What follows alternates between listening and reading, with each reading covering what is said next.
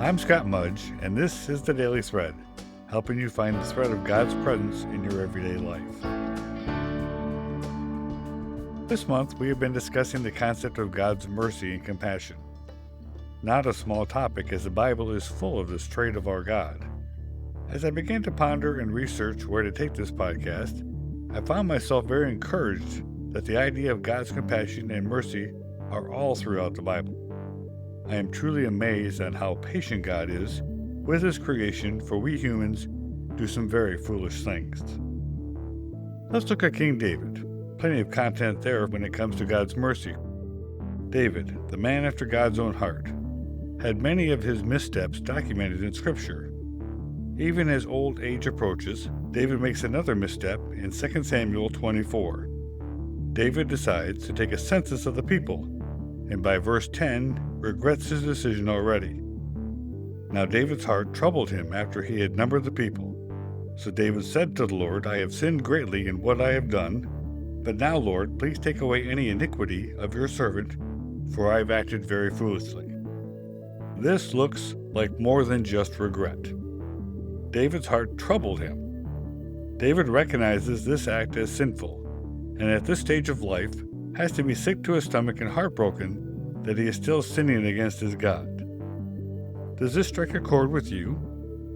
I gave my life to Christ as a teenager, and here I am at 62, still finding myself sinning and seeking God's mercy.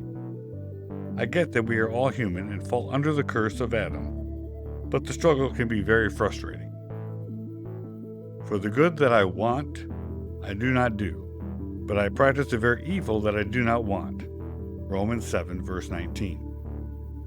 David understood the principle of mercy from God in his life, and he also understood that it takes more than just mere words in a prayer to restore his relationship with God.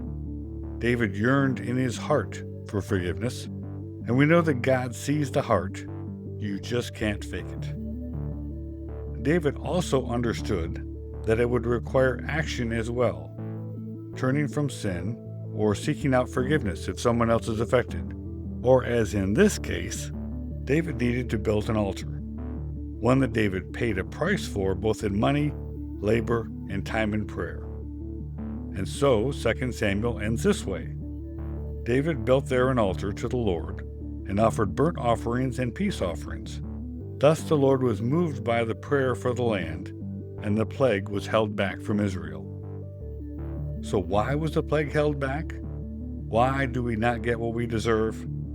James chapter 4, verse 13 says, For judgment will be merciless to the one who shows no mercy. Mercy triumphs over judgment.